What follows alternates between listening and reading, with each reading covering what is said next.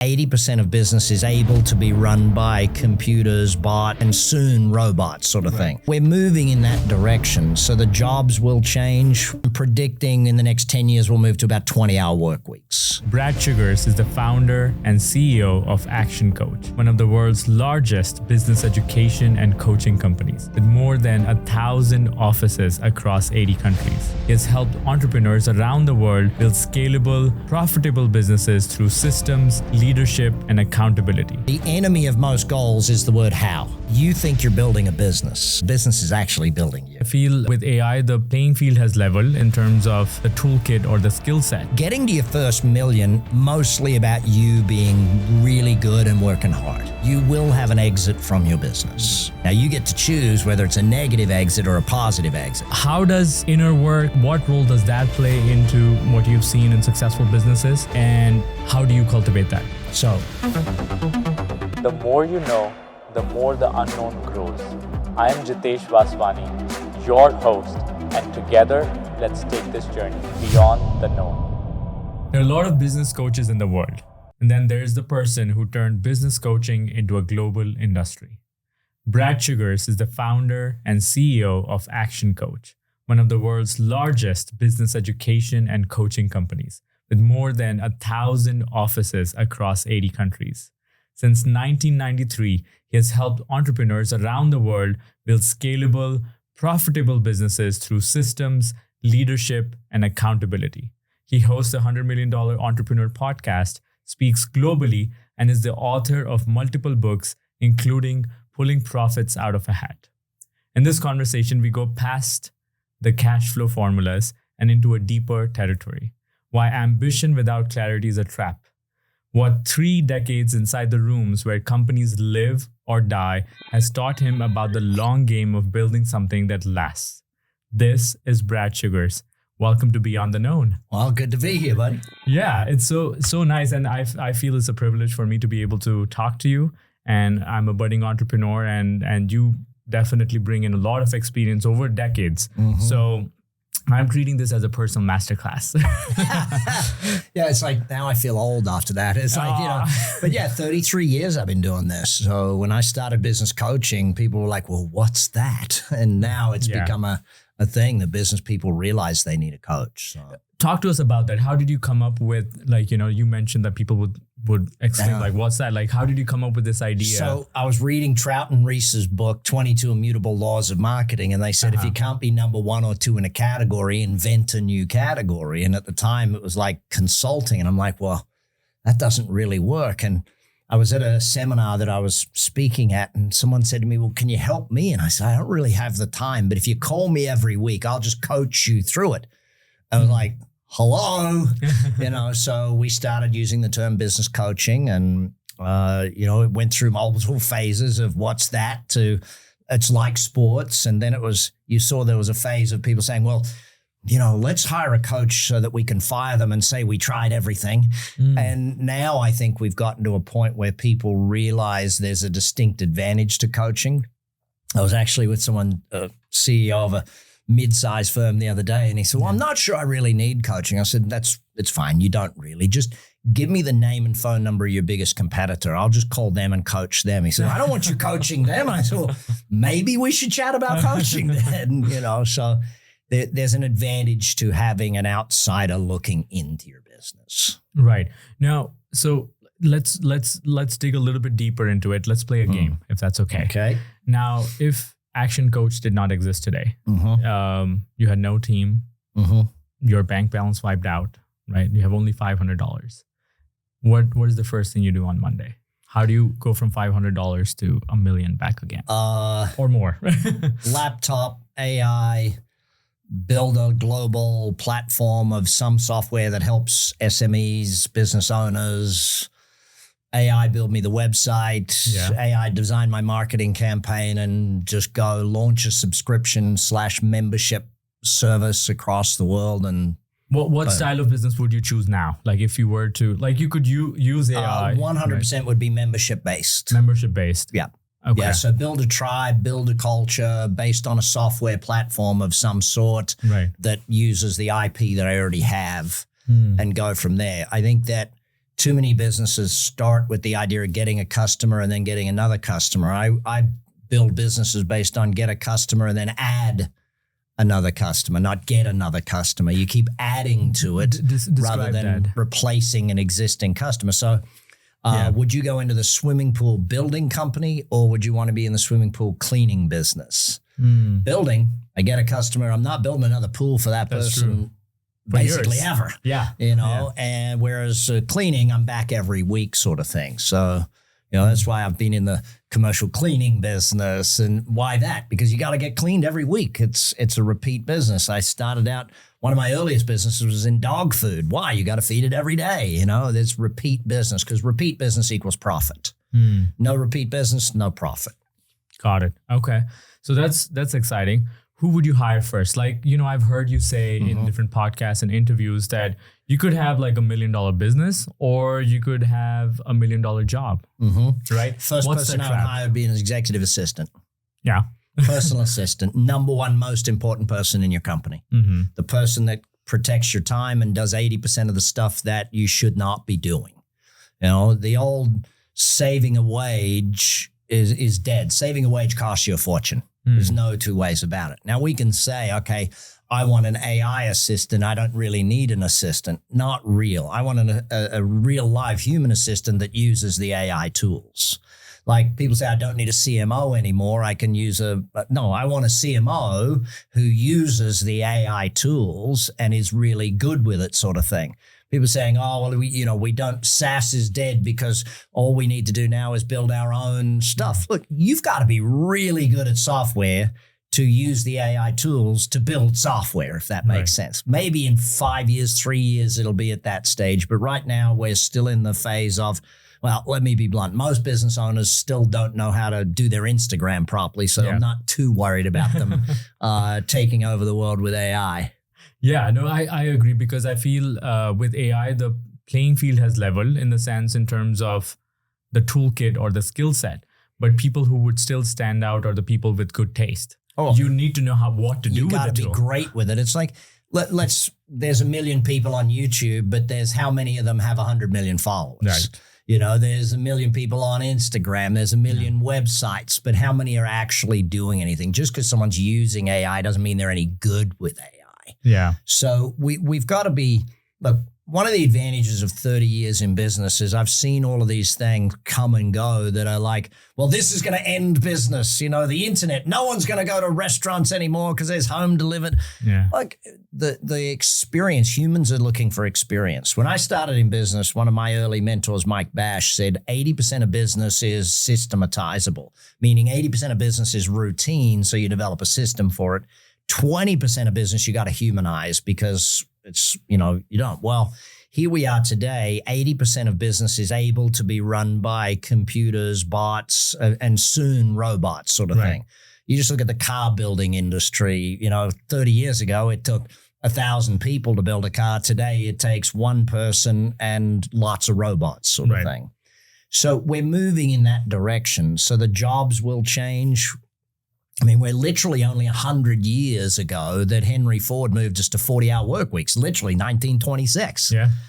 So we sit here today and I'm predicting in the next 10 years, we'll move to about 20-hour work weeks. Wow. Because especially in the knowledge-based industry where someone will, and we see it from our team members, our employees, they want to get up a little later. They want to go to the gym. They want to do that stuff. If I've got them working 5 hours a day and 5 real committed hours of the day sort of thing, then I'm going to get as much out of them with AI as I did 10 years ago, probably more. And all we have to do to look at that is the accounting industry. 30 years ago, to have a $10 million company, you probably had 20 people in your accounting department. Today, a $10 million company's got one person and computers. Right. So we're seeing a shift, but what that means is the human side of business is now more important than ever. The experience, the emotional intelligence, communication skills, leadership, management skills, the people skills with customers and with team, more important than it's ever been. That's very important. And you said that since you're in the coaching business, all those skill sets are coachable. Oh, yeah. What differentiates a good leader versus a bad leader? Or what, Like, what makes a person coachable? Have you come across a person who's like, I absolutely cannot coach you? Yeah, anyone that has the words "I know" tattooed across their head, not coachable. So, you look at coaching. So you take management, leadership, and coaching. Right. Management is about creating competent, productive humans. Okay. So in this day and age, management is once you've built someone who's competent and productive. So like, let's imagine I was scoring your management. Right. I don't score you. I go and look at your people. And I go, okay, well, how well are your people with competency? And if I'm scoring your people 5 out of 10 for competency, that's not their fault. That's their manager's fault. If they're 6 out of 10 for productivity, again, that's their manager's fault. Their manager needs to get better at creating competent, productive humans in the organization. So then leadership, the next layer of that is about passionate, focused humans. So again, if I look at your people and I go, what's their passion score? And their passion score is 4 out of 10. I go, okay, leader is not doing a good job. Focus score, leader is not doing a good job. But if they're 9 out of 10 on passion focus, then the leader is doing a good job sort of thing. So that's how I'll score leadership. Now, what coaching does, coaching is helping people learn to think. So for instance, the number one key skill of a coach is questions. Right. I don't give you answers. If you come to me with a question and I answer it, guess what you got to do next time? You Come back to me. Exactly. It's like the worst strategy in the world is my door is always open. Why? Because they're going to keep asking you questions and you're crazy. You keep giving them answers. Right. So using questions allows us to have someone do the thinking. Now, the challenge is to slow down your questioning. If I can make the mental leap from where they are to where they need to be in one question, but they can't. Like think of like for me with 5 kids, if I ask my kids to make a mental leap from there to there, it's not happening. But if I do a question that moves them, a question, after 4 or 5 or 6 questions, they've made that leap sort of thing. And I think that's where the skill of coaching has to be the slowing down of your questioning so the person you're working with can move in that direction. Interesting. But for a coach, like you need to have seen the vision already. You probably see the potential or where this could go. Like, you have traveled the 10 steps already in your head.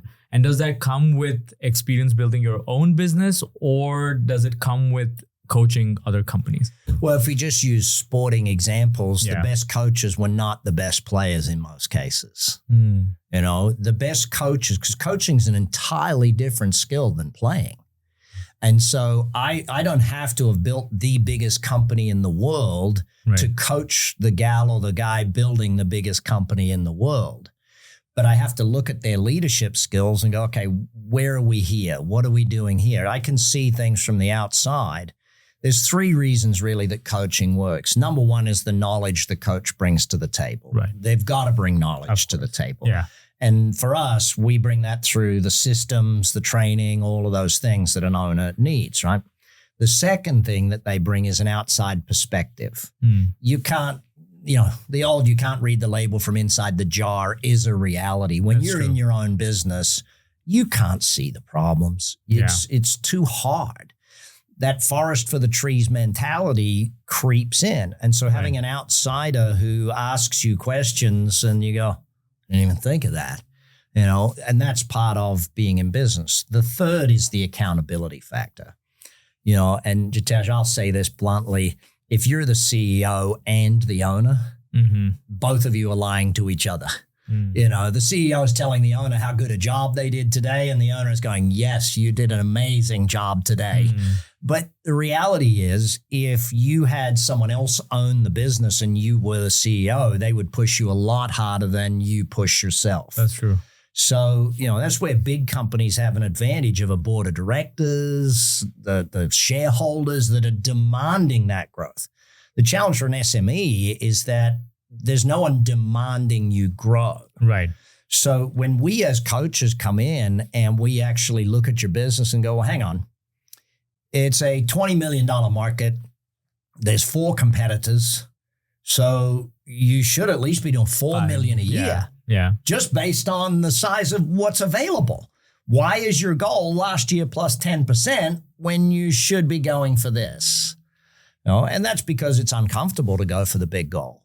Right. And comfort's a pretty dang good thing for a lot of people. Yeah, no, I feel you. I mean, I'm already thinking about my business as I'm talking to you now. So let's say as a coach, then do you come in and do you become the accountability partner for these small to medium-sized businesses?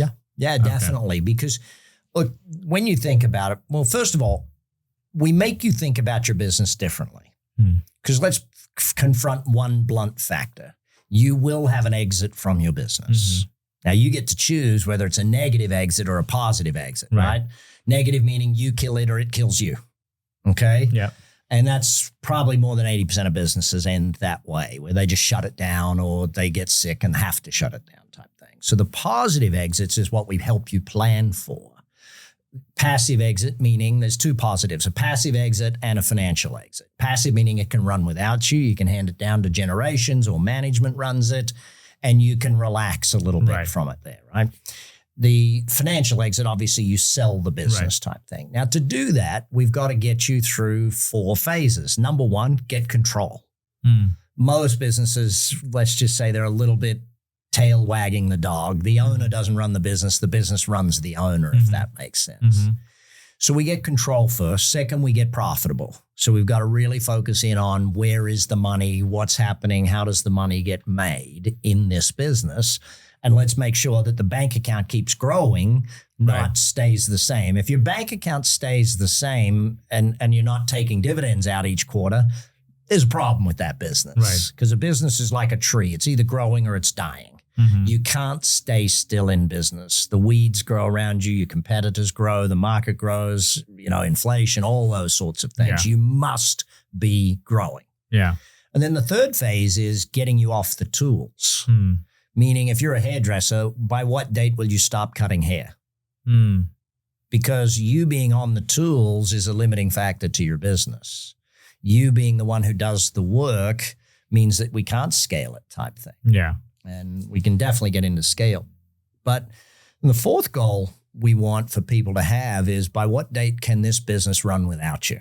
And that's very important because otherwise, like set a date. It's like a trap otherwise. Well, Tom Watson said it best when he built IBM. He said, I got a vision in my mind of what IBM was going to be when I was finished. And I went to work on IBM, not in IBM. So he went to work building a business that could be sold. Now, most businesses don't sell because they're not finished. Right. Imagine we went to buy this microphone and all it was a stand and a couple of bits of cable. We're not paying money for it because it's not finished. Yeah. So a business that's finished, meaning it can run without you, is a saleable or sellable item versus the other side. So setting those goals with someone and getting their perspective shifted to, now they don't have to leave the business. Right. But you have to be able to. And if you build a business that you can sell, it'll run better anyway. Why is that? Well, because you've got something that someone else can do. Your managers do the job. Your leaders do the job sort of thing. They're building the business. Getting to your first million is mostly about you being really good and working hard. Yeah. Okay. Your first million is pretty much about you. It's like you and a few helpers around you kind of thing. Right. Well, what gets you to $1 million stops you getting to 10. Yeah. Because you become the bottleneck, and where everything ran through you and you had control in the beginning and that seemed natural. That's not natural for a 10 million a year company. A 10 million a year company, you've gone from you being the only manager to now a team of managers. And you'll probably add one at a time, like you'll add a financial manager and then a marketing manager and that. You're not adding C-level executives at that point in time because you can't afford C-level executives at that point. Yeah. That's why unicorns become unicorns. They go and raise hundreds of millions and they hire a C-level marketing manager on day one. And it's like, this gal used to run. Great. They can do that because they got the capital. But for those of us who are building as we go, we've got to add a manager. And then gradually we add C-level executives as well so that we can build from that 10 to the 100 million sort of thing. And really the model to go from 100 million to $1 billion. I say this often, that there's no such thing as $1 billion company. What there is a $2 million company done in thousands of locations sort of thing. And so like, you know, I joke McDonald's is a $2 million business done 37,000 times. So that is sort of how the billion becomes a reality, is it's millions multiplied sort of thing. I want to circle back to something that you already said. You said like a business is finished when you can basically be hands off of it, right? Is that the only criteria? What other criteria like do you see in businesses which are buyable? Yeah. So my definition of a business is a commercial, profitable enterprise that works without you. Yeah. So it's got to be commercial, it's got to be profitable, all those things. Now, when we're looking for a business to be sold, there's two types of buyers. You got a financial buyer and you got a strategic buyer. So your financial buyer is like they're looking at EBITDA and they're looking at a multiple of EBITDA, right? So if you get to above 5 million, you break into that venture capital world where you can start getting 7s to 9s to maybe even 11 multiples sort of thing. Yeah. Below that, 2 million EBITDA, you're more looking at 5 to 7 sort of thing. So that's the financial buyer. They're looking to just buy a cash flow stream, and they're probably in a certain genre of what they will and won't buy. If you flip that into a strategic buyer, now they're not looking to buy the cash flow. They're looking for your business for other reasons. So let's use an example, AI. Why did they go and buy a company that had no revenue for $100 million? Because they wanted to buy the technology in that particular company, right? So they're buying the technology. It's a strategic purchase, not a cash flow or a financial purchase. One of my clients in the UK owned a freight forwarding business, and there was a Japanese company looking to buy them. And he came to me and he said, look, they're giving me a 9 multiple. And I said, well, how did you value your licenses? He said, what do you mean? I said, well, you have licenses to do business at the port and these and this and this. I said, how did you value those? Well, I didn't value those. Okay, well, you have this and this. And so he started looking at all the things he didn't value. And all of a sudden now that strategic buyer, they weren't trying to buy his cash flow. They wanted to buy his business because he had the licenses. So we ended up getting a 37 multiple. Yeah, so James was a very happy boy that day. Do you know what I mean? Like, because you've got to understand that the strategic buyer, I'll use me as an example. So with ActionCOACH, if I go into a new market, I could go in and do marketing, right? Try to get 1,000 new customers, do all my marketing, spend, do the whole thing. Or I can go and buy an accounting firm. Accounting firm's already got 1,000 SME customers. Now, if I do marketing, it's expense money. Can't borrow or raise capital for expense money. If I go and buy an accounting firm, I'm using capital so I can raise capital or even borrow from a bank to buy an existing profitable business. That existing profitable business already has 1,000 customers. I bring coaching into those 1,000 customers. How much cheaper was it for me to buy customers when I was buying an existing profitable enterprise with capital than it is to spend money getting customers in that way? So that's a strategic reason. I'm buying that customer base. One other example of that, my commercial cleaning business, my partners are phenomenal in that business. And one day we were approached by a Japanese coffee company to buy our commercial cleaning business. And we're all looking at each other going, what is going on here? And then we find out they're doing that exact strategy. They know they can put their coffee machine and their coffee into all the businesses we do the cleaning of. That's so smart. Like, dang. It's almost like a light bulb going inside of my head. By the way, guess what we started the next day? A coffee company. We made as much profit out of putting coffee machines into people's businesses as we did out of all of the cleaning. The cleaning takes hours of work. The coffee takes, hey, put some more pods in the thing. But it's crazy where you get ideas from. But that strategic buyer is who you're aiming for in most cases. Someone who wants to expand geographically or wants to buy your staff or your equipment or your customer base or wants to sell their product to your customer base or your product to their customer base. Those strategic buyers are ultimately the best buyers you'll find. Wow. So, I mean, okay, so you're almost inspiring me to go buy a business instead of starting my own. It's much, much cheaper. Right. Now, I'll tell you why it's cheaper though. Yeah. Because if you start your own, what have you got to do?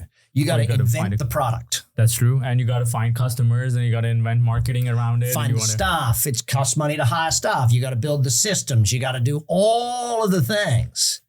Now, we live in one of the most opportune economic times that has ever been. Baby boomers. What percentage would you guess of employment-based businesses baby boomers own? Around 40%. Really? They're all got to retire in the next 5 to 10. Not want to, have got to. Yeah. So their businesses are up for sale. There's very few people looking to buy their businesses. Now, I want to tell you one thing, though. These are normal, boring, standard businesses. Like laundromats and... Laundromats, as I said, commercial cleaning. There's the guy that has washing. the paving business, the car wash. He's got furniture manufacturing. Yeah. Boring businesses. Yeah. Guess what businesses make the most money? Boring businesses. If I was chatting with someone the other day and I said, business has got to be boring.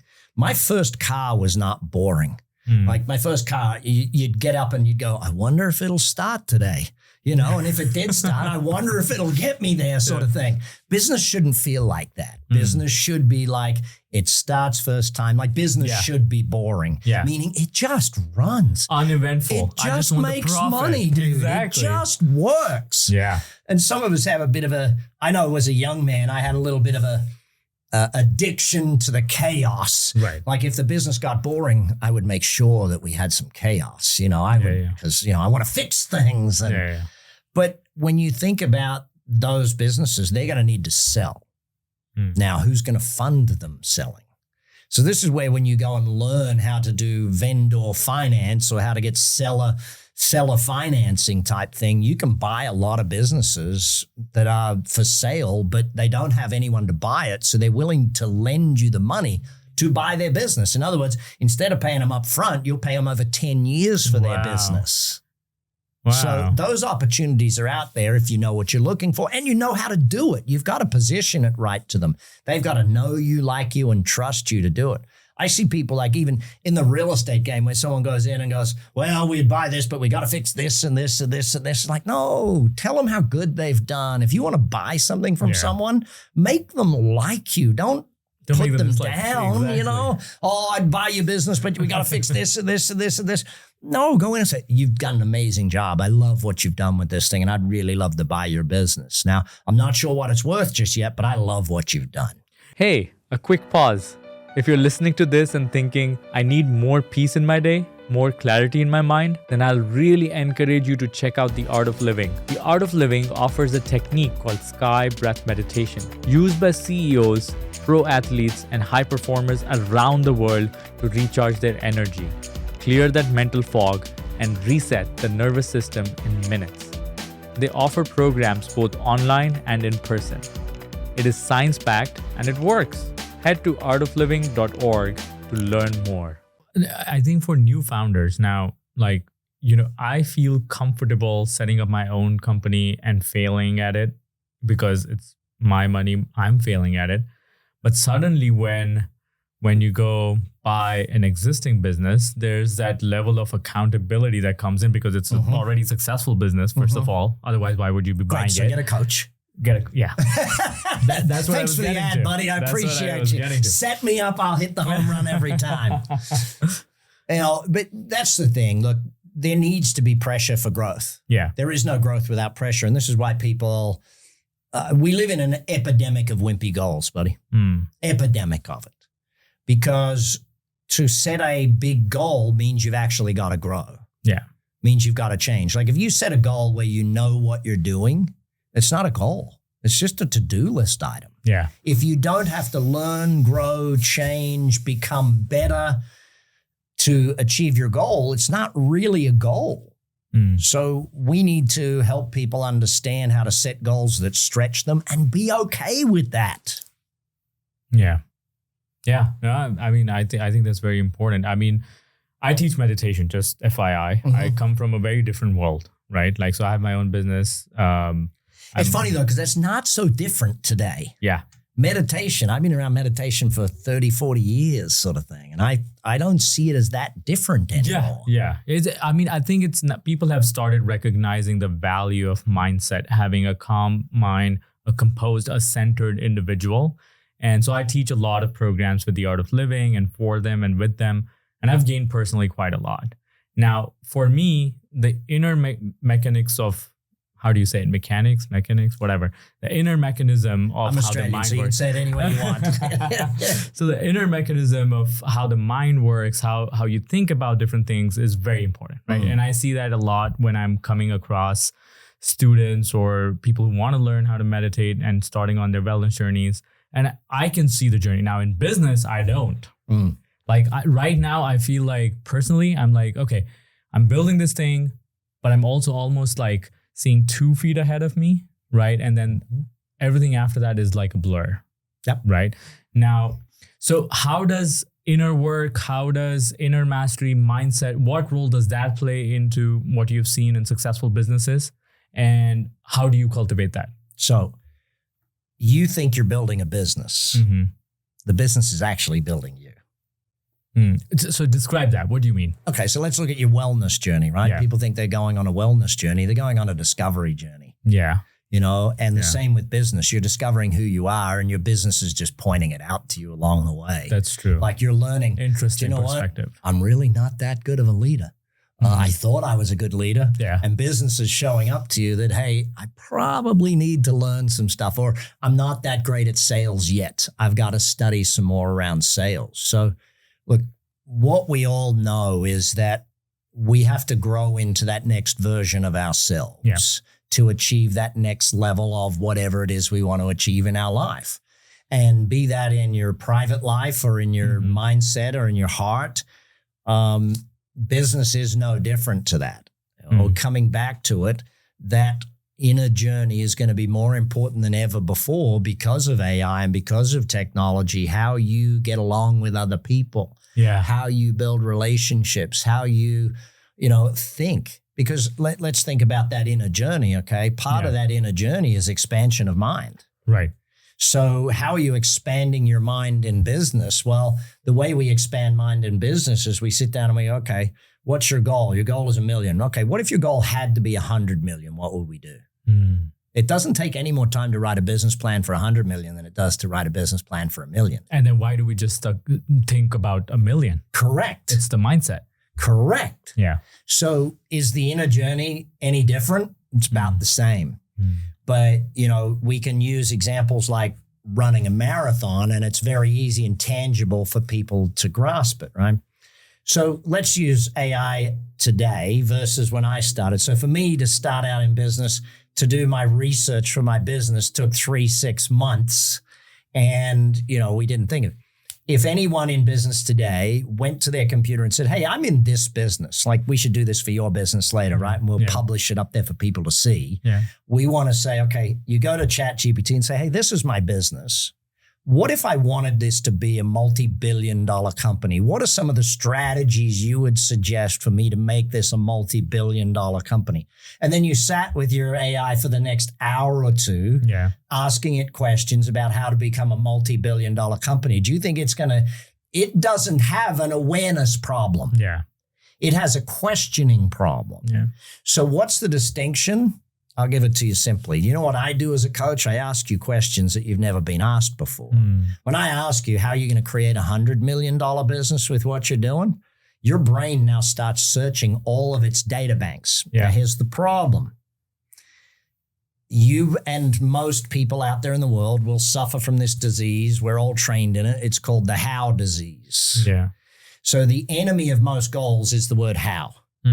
Because people misunderstand that the reason to set a goal is not to start work. The reason to set a goal is to know what you need to study. Wow. If I ask you to go to 100 million, you go, well, I don't know how to do that. That's right, because it's a goal. If you knew how to do it, it's not a goal. It's like you'll just do it. Correct. It's like a to-do list. If you already knew it, you would have done it. Yeah. So now we sit here and we say, okay, I've given you, and let's use meditation as an example, right? Someone comes to you and you say, okay, it's time to meditate. And they go, I don't know how to do that. How do I meditate? How do I meditate? How do I meditate? And so they how themselves to death type thing. They how themselves out of the goal. Yeah. Whereas when I sit down with you and say, okay, we're going to 100 million, and you go, okay, well, I need to read some books on how to build a $100 million company. I need to listen to some pods on how to do that. I need to work out, who do I need to become? Because the old formula of be times do equals have. Yeah. Determine what you want to have, determine what you need to do, and then determine who do I need to become to do that. Like, who do you need to grow into to have that become a reality? Yeah. So if you take that and say, is your inner work important? Yes, because the being, the behaviors, the beliefs, the being, the be times the do equals the have. If you don't change your being, it doesn't matter what doingness changes. You're still going to then self-sabotage yourself back to the being that you were before. That's a very interesting perspective, Brad. You're like, I don't know, I'm wearing a full sleeve shirt. I'm getting goosebumps.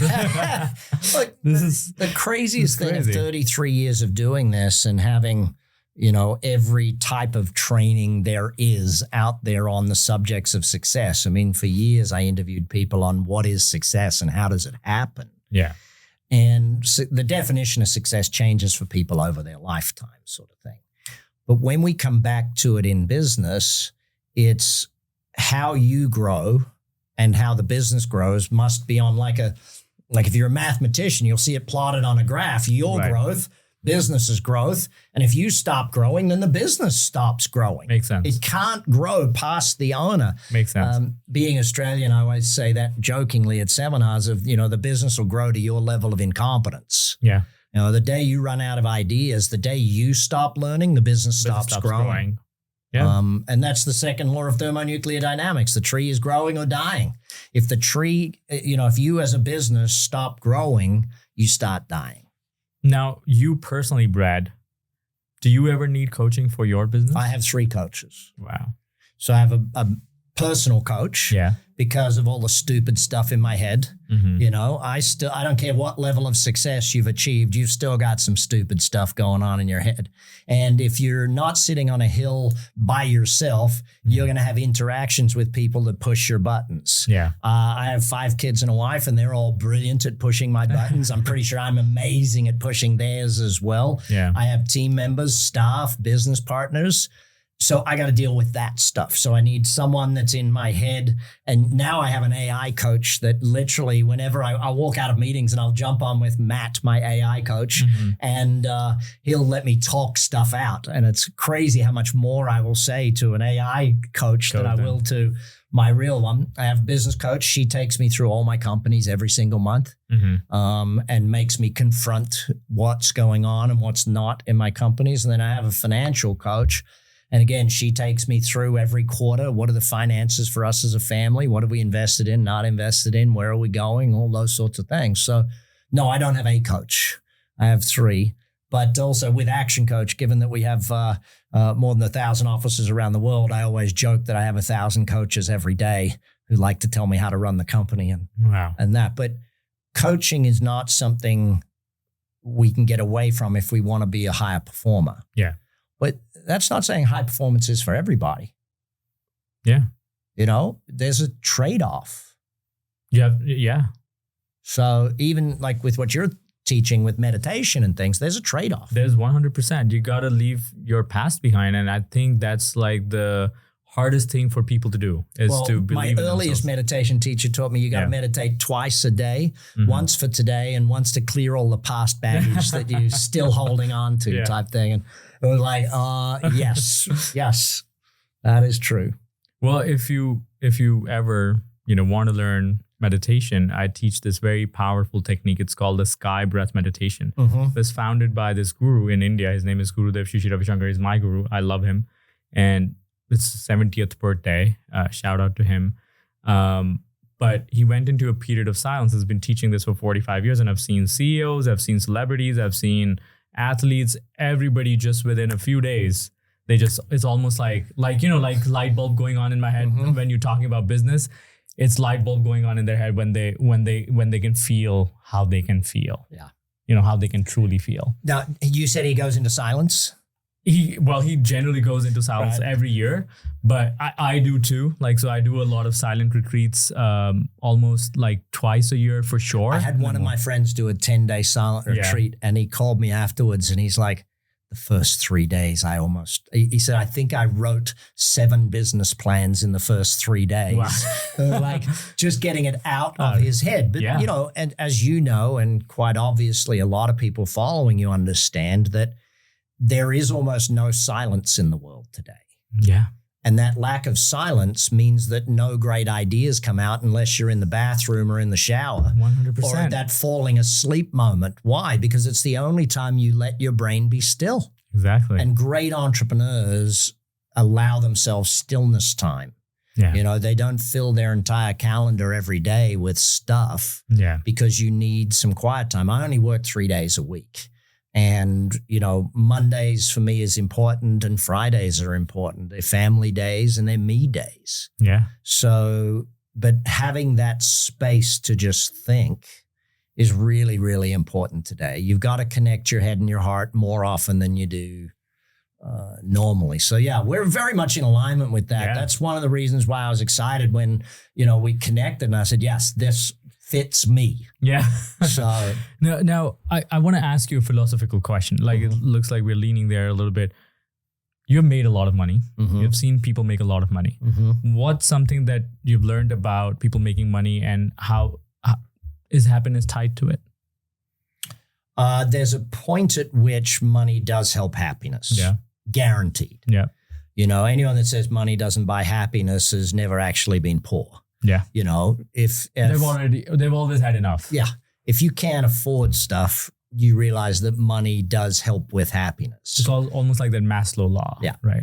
But if you're not a happy person, money is a multiplier. Money and fame are both just multipliers. If you're a jerk and you get a lot of money, you're a complete, at that point in time. So what you learn about yourself as you become more wealth and more fame and those sorts of things is the true version of you becomes amplified, and the world gets to see that sort of thing. So when I look at money and happiness, there's a point at which it goes too far because we get into that full hedonistic lifestyle and thinking it's all about me, and we go beyond that. See, there's 3 layers to goals in the world. Layer 1 is to get away from a negative. And unfortunately, the majority of humans never get out of that. Yeah. So it's like, I don't want to be broke, don't want to be overweight, don't want to be in a bad relationship. And it's like, the world is like Google. You say, don't show me a pink elephant. What are you going to see? Yeah, pink elephants, right?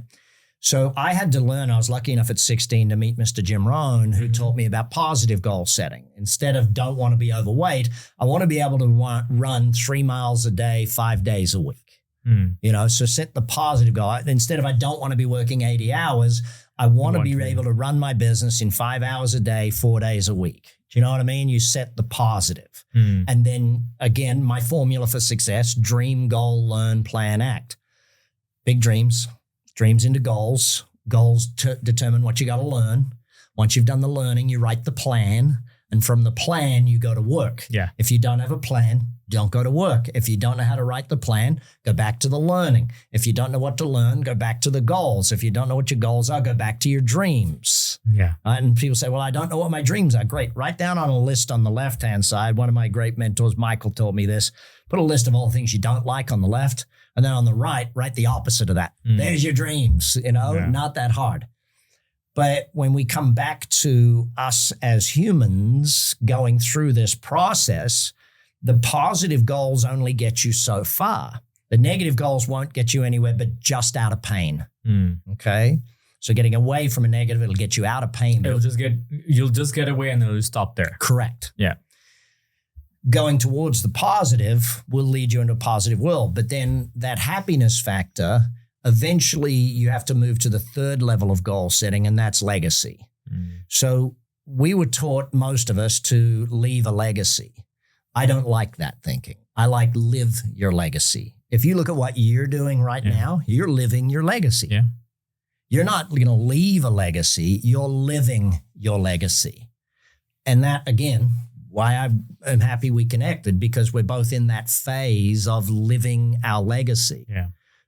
So I think that ultimately I'd rather replace the word happiness with the word fulfillment, because you do what's fulfilling and you will be happy. But back to the money and happiness thing, when I go to a concert and I buy an entire suite and I bring 20 of my friends and my wife's friends and I watch all of them having the time of their life doing something that I know most of them couldn't afford. Yeah. I get more joy out of that. Yeah. When we went to the Backstreet Boys at the Sphere, right? Yeah. My wife's girlfriends are all having the best time. And I go out and there's the merch thing. And I'm like, I said to the young lady, I need 24 sweaters and 24 hats. And she goes, what sizes? I said, I don't know. Come over to the suite and bring them in. Watching those people get those sweaters and put them on and wear the Backstreet Boys hat and dance and sing, that made me more happy than anything. Yeah. Me experiencing it would have given me this level of joy. Me helping others experience it, oh my God. Like my charity, I started my foundation 10 years ago because as a 16-year-old boy, I wanted to be in business for myself. And the whole world was, no, be good, do as you're told, go to college, get a job, have a career, and that's the way the world works. Yeah. And I had to start my own foundation to teach other 16-year-olds, like we do 12 to 22-year-olds, that you can start your own business. You don't have to get a job. You can give other people jobs. So being an entrepreneur is a valid path. Yeah. And that to me makes me happy. I love that so much, because I think what you touched upon there is very resonant with my beliefs and how I was raised. And, giving back or giving to others gives much more joy than just doing it for yourself. Yeah. Learn, earn, return are the three phases to life. So first phase is learning. Yeah. And usually that takes people to their 20s and 30s sort of thing. The earn phase, 30s, 40s, 50s. And then the return phase after that. Some of us get to the return phase early. Some never get to the return phase because they didn't do the learn well enough. Yeah. Well, I think in some way or the other, we could still return even if you haven't earned. Like in the sense, time, energy. It could be energy. It could be doing things. It could be going to the homeless shelter, or it could be like, like for example, in my wife and I, my wife sitting here, we both volunteer to teach, right? Like meditation. It's not, and just because of doing that over the years, like the art of living has grown over, and I don't own any piece of it or anything like that, but we get so much joy. We teach a lot at the university here. We are in 120 universities now. And at ASU, when we go and teach, the joy that we see on these kids' faces who are going through anxiety, who are going through, like depression, or they don't know how to handle their emotions. When we teach them, and then when they open their eyes and the first smile, like, as if like the weights lifted off of their shoulders, that brings me so much joy. I can't describe it. And I don't make money off of it, right? But it brings me so much joy. I keep doing it again and again and again and again. And I'm going to say you do make money off of it for this reason. The universe rewards those who need rewarding. Yeah. Right. So, and also the way you feel about yourself when you go into business meetings is different because of the work you do in that space. That's true. So, most of the things that bring us the most wealth in the world, we don't get paid for hourly. Yeah. Like I write books, right? Yeah. I don't get paid hourly to write my books. Yeah. But I get paid forever.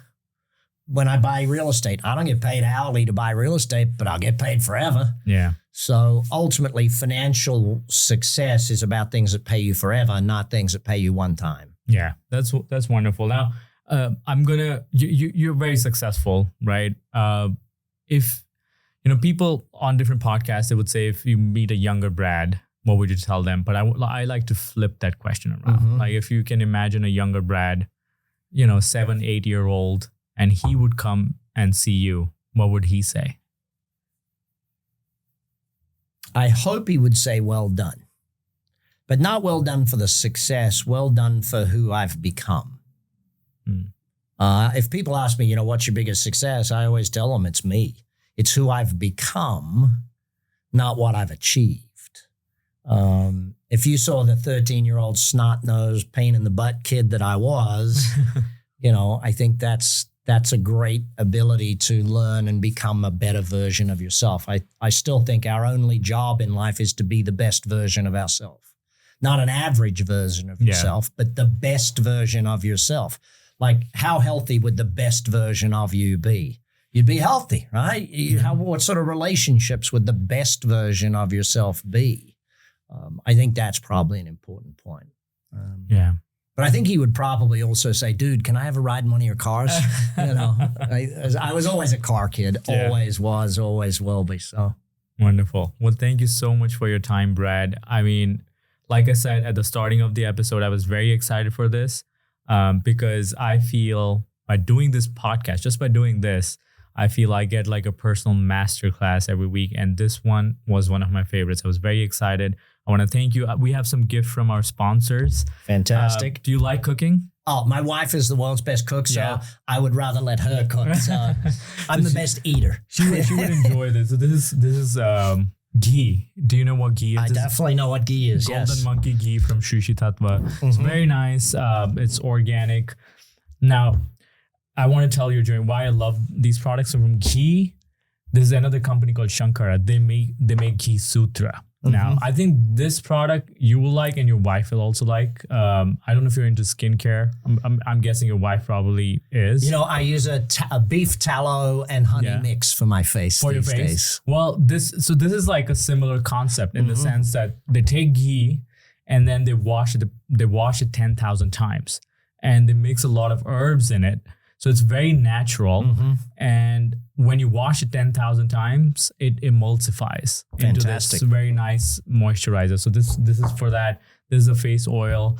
It's kumkuma. Kumkuma means saffron. So it's saffron and 32 other herbs. In some countries, saffron's, prized more than gold. So it costs more than gold in some countries. And so this is made from pure saffron. So I love them, So this is a gift from our side. Fantastic. To you. Thanks for coming on the show. And, I'm sure our listeners are going to enjoy this conversation. Thank you so much. I'd love to help them out as much as they can. If they want to jump on my Instagram and just type the word playbook, if they DM me playbook, we'll send them our playbook for business success. Absolutely. So please do that. So what's your Instagram handle so that everybody Bradley can Sugars. It's Bradley really Sugars. Hard. Well, thank you so much, Brad. Take care. Hey, a quick pause. I want to share a resource I've personally trusted for years. And when it comes to living well, not just in moments of meditation or reflection, but in everyday life, what we put into our bodies matters deeply.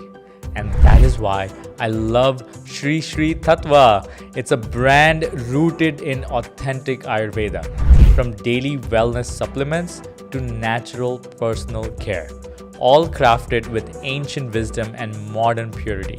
No shortcuts, no hypes, just products that support real well-being from the inside out. For me, it's all about alignment between what I practice and what I teach and how I live. And Shri Shri Tattva helps me bring some of that care into my daily routine. You can explore their offerings at shrishritattvausa.com. I highly recommend checking them out. The link is also in my description below. I want to share something I've been personally loving. Shankara's Ghee Sutra is one of those rare products where ancient wisdom meets modern skincare. It's crafted from ghee that's churned 10,000 times. Yes, 10,000. Blended with Ayurvedic botanicals like hibiscus, bamboo, and it penetrates deep, up to 7 layers, to nourish, hydrate, and bring your skin back to life. No harsh chemicals, no surface level fixes, just deep, authentic care from the inside out, like everything we talk about on this show. You can check it out at shankara.com, and trust me, your skin will thank you. The link is also in the description below.